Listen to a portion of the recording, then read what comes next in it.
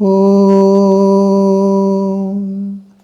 जननीं शारदां देवीं रामकृष्णं जगद्गुरुं पादपद्मे तयो श्रित्वा प्रणमामि मुहुर्मुहुः.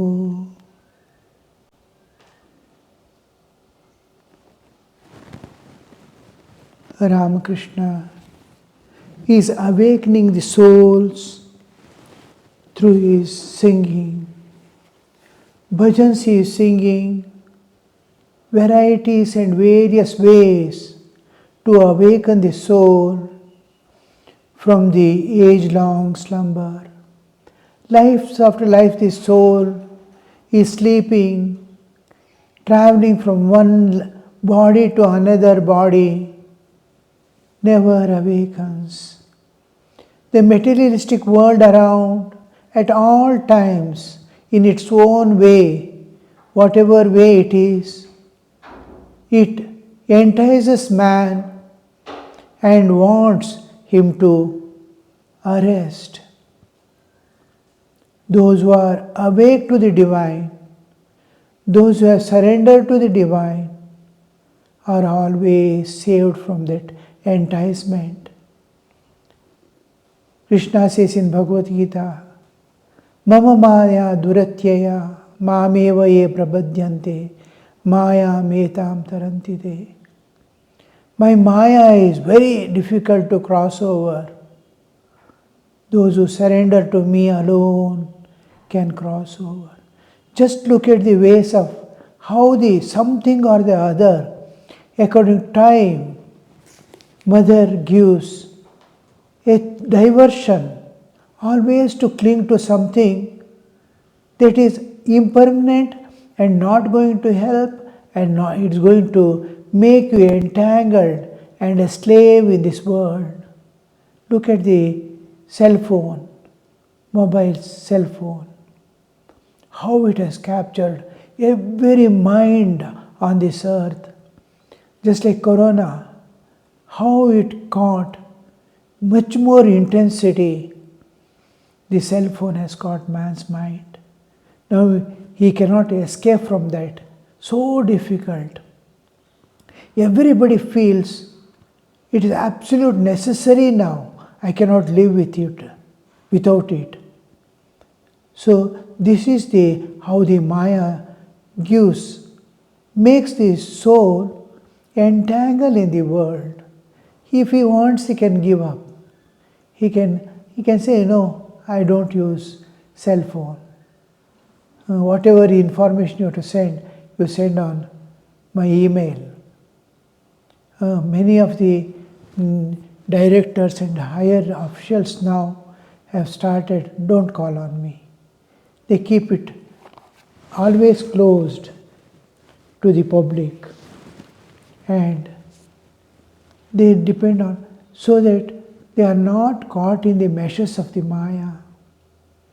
So this soul to awaken, how powerful must be that singing that goes on ringing in the heart time and again, waking the soul. Leave, my child, all the enticement of this world. Go to where the real peace is there, the peace that never parts from you under any circumstance, even in birth and death, in great pain and pleasure, losses and gains. You will remain unaffected by the situations, unaffected by the earlier days. You must see the whole world was a few centuries back, 1 or 2 centuries back, whole world was caught by the conquest. I want to conquer that land, this land. You can see wars going on everywhere. Whole of this last century, Second World War, First World War, Second World War, how it was, whole world was caught by. This is the Maya. War means it's another kind of Maya. Maya of hatred. Maya can be out of enticement into the materialistic world. It can be anything, it can come in any way. One of the Maya is the war. Whole attention is diverted from the divine, from the beautiful nature around, to hatred, jealousy, intolerance, terror. All this go on. So those who surrender to God alone, God comes time and again to save the mankind from these external momentum that they gain. So here we see Sri Ramakrishna singing one after the other, continuously singing bhajans. Again the master sang, as is a man's meditation, so is his feeling of love. As is a man's feeling of love, so is his gain. And faith is the root of all. If in the nectar lake of Mother Kali's feet, my mind remains immersed, of little use are worship, oblations, or sacrifice. As is man's meditation, so is his feeling of love. See the wordings. Meditation. The slowly how we grow and understanding. The idea is heard or seen somewhere in a book or somewhere. The idea enters. Idea remains, some watering falls on that. It is like a seed entering. Somewhere, some people talking, here, there, little by little knowledge we gain, which supports it. It is like putting water and putting the seed in a soil. The idea has entered. And then it slowly becomes, idea becomes an understanding. It is expanding. He is able to understand certain things connected there with that idea. Then it slowly grows. He starts thinking about it. The thought world, now and then, it pays the attention to that idea. And from the thought world, it slowly enters into contemplation. He starts contemplating. Contemplation is a longer period. Thought world is a short period. A longer period. He goes on thinking in such a way he is entering into depth. He is dwelling in the inside. And this is contemplation. From contemplation, slowly he begins visualization. As if the idea is actually happening or presenting itself in 3 dimensions in a concrete way before his eyes. He visualizes everything. Then even in ordinary designings and all you see, even computer software designing, the whole idea, how it evolves, how he visualizes the whole thing finally. Now this visualization slowly enters into meditation. In meditation, in visualization also, the idea has become so clear to me. It's a concrete thing, it's a real thing happening in front of my eye. Then this visualization slowly gives rise to make me forget myself. When I am visualizing, when we enter the state of visualization, it is so clear, so nice, so lively that I am forgetting myself, as if I go to a beautiful place and the place is so charming that I am not aware of myself. This self-forgetfulness slowly enters into meditation, when that object is reaching its real status, and I am becoming that. In meditation, the meditator and object of meditation become one. I cannot understand a thing till I become what it is. So total identity with the object of meditation makes me the total identification. Then only I will know exactly what it is. I must be that. Suppose I want to know what is elephant. I must be an elephant myself. Then only I will know exact what it is. The identity, total identity, identical understanding. Otherwise it will always remain an object. Just like the psychologists and psychiatrists. Mind is always at all times, it is an object for them. Whenever patient comes, whenever they are studying mind as an object. They have never studied the mind as a subject, that I am mind. Just like in waking state, I am body. When I turn inward and dive within, when I start entering my inner apartments one by one, at one stage, after transcending the body, after transcending the energy level, pranamaya, I enter into manomaya, and I myself become, just like I am body now, I have totally identified with body, which was not there when I was in sleep. While waking up, till as long as I am not awake, I am not aware of the body. With that body, I have an independent existence apart from body. But while waking up, how I identify? Like that, I identify in meditation, I separate from body, enter into, I identify first with the energy level, pranamaya kosha. Then I enter into manomaya kosha.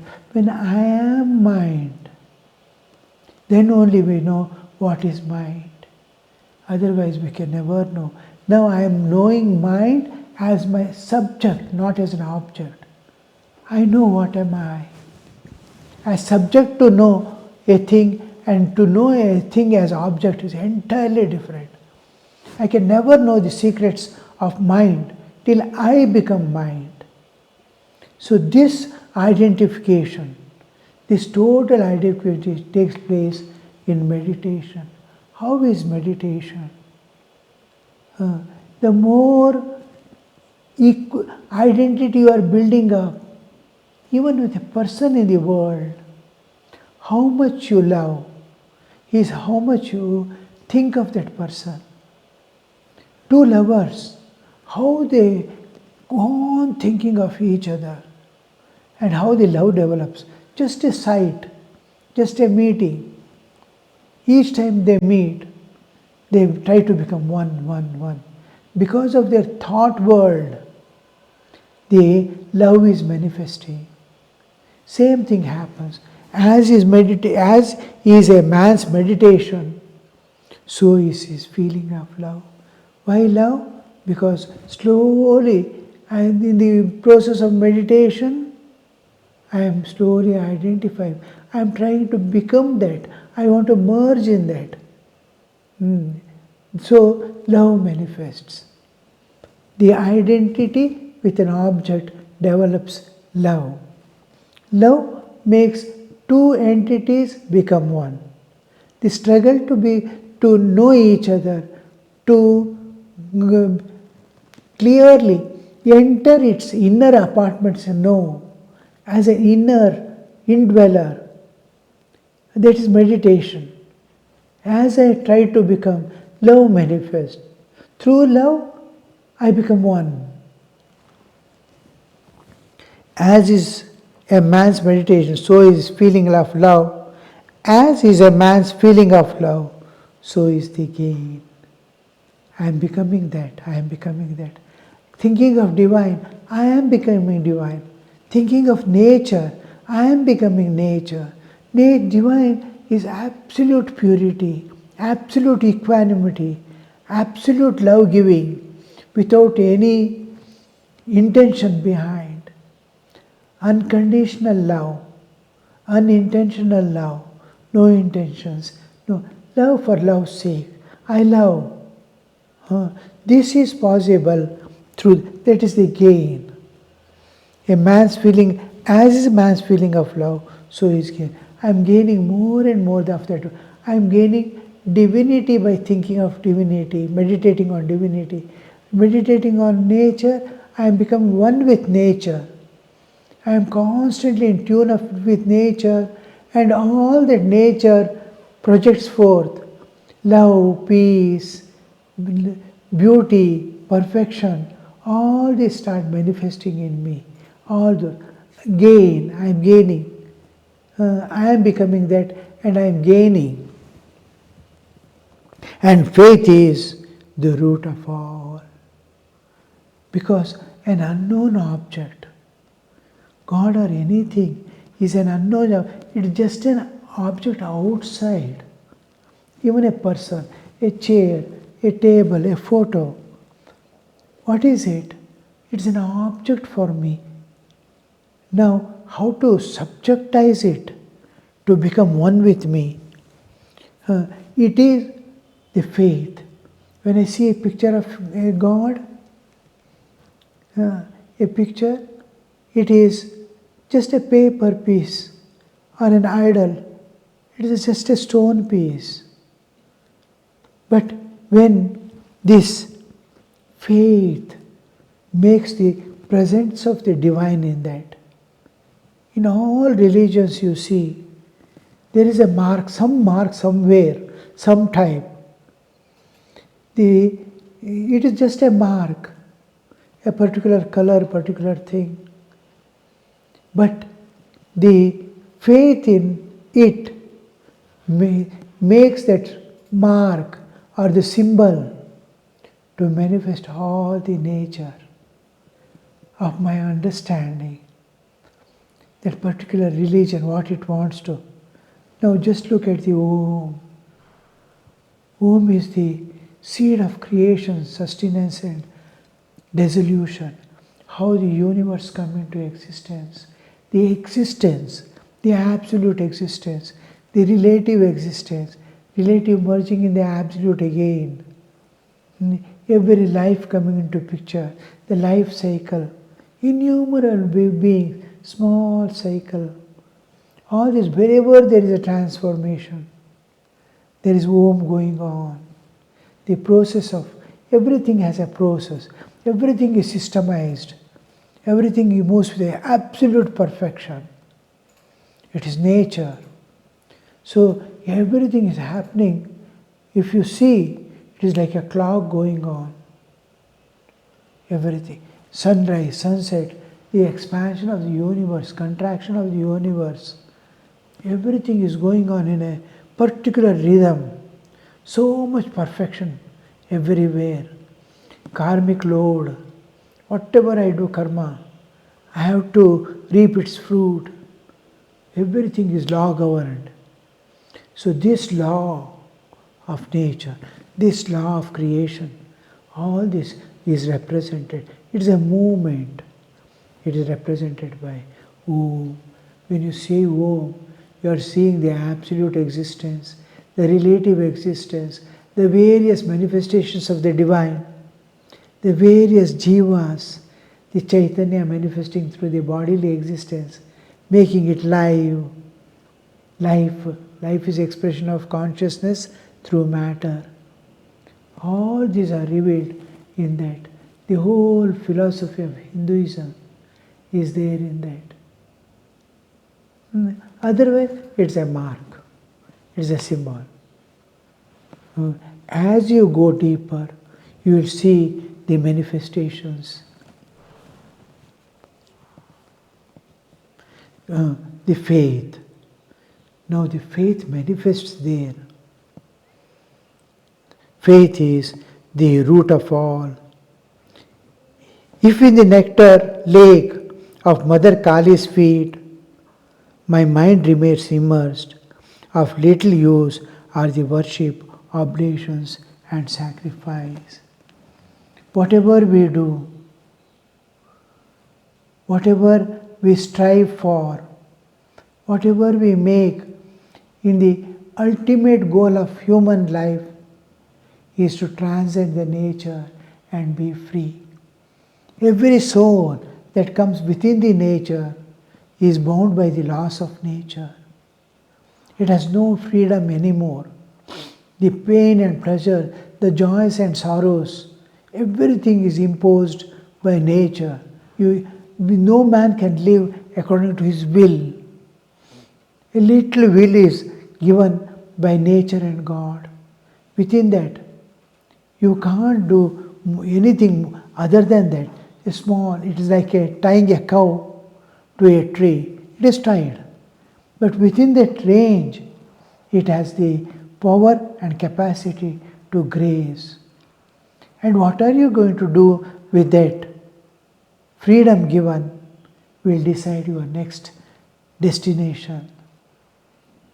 So here you see, you are again bound. It is like keeping in jail and giving you food and things. With that energy, what are you going to do? That will be decided. Now, even in jail, the food is given to you. If you can live a perfect life there, an exemplary life, everybody in the jail is pleased. Every authority is pleased. Finally, the nature is pleased. The divine is pleased. Oh, put in the jail. He utilized the jail itself. Prison. He is imprisoned and he is utilizing the imprisonment to evolve. How beautiful you see. Those are the souls who escape, they transcend the nature and go beyond. So it is immaterial where you are. Now, the ultimate goal is to transcend the nature and go beyond. Be free. Free from all things. You must have the freedom to get your joys and sorrows. If you want, at your will, you will bind yourself, have a body and move about in this world. If you don't want, you discard. You can take another body. You can be without body. That kind of freedom in nature. You are exempted from all the laws of nature. You will not be bound by your karmas, actions. You need not reap the fruit of action. This freedom, for this freedom of the soul, all that we do ultimately in Hinduism, dharma, artha, kama, moksha are kept as the 4 things that a jiva must attain. Dharma, the righteousness, to live according to the law of nature. So, living according to the laws of nature is dharma. And living according to the laws of the state, government, is called nyaya. Nyaya and dharma are different. In dharma, you live according to nature. What nature expects from you. There are laws of nature. To love all, not to hate anyone, not to belittle any soul. All are equal. They are all manifestations of divine. These are the few things. Moral perfection, ethical perfection, spiritual perfection. Towards that perfection you will be going according to the law. Evolution is the plan of nature. You keep evolving all the time. No involving.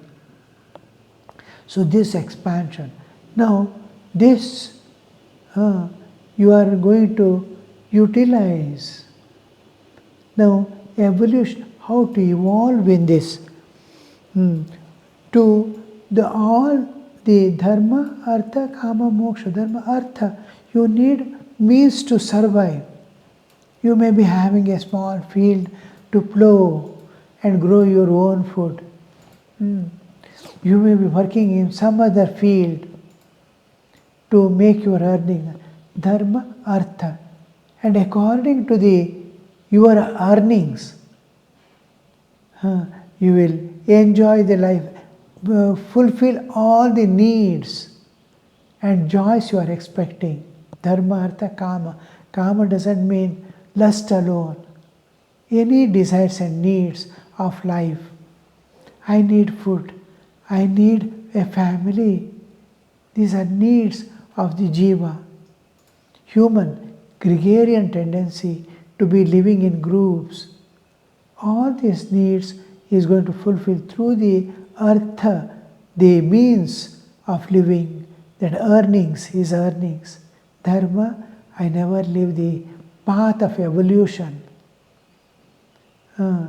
The path of evolution, dharma, artha, according to the laws of nature, according to dharma, I earn, and according to my earning, I spend for needs.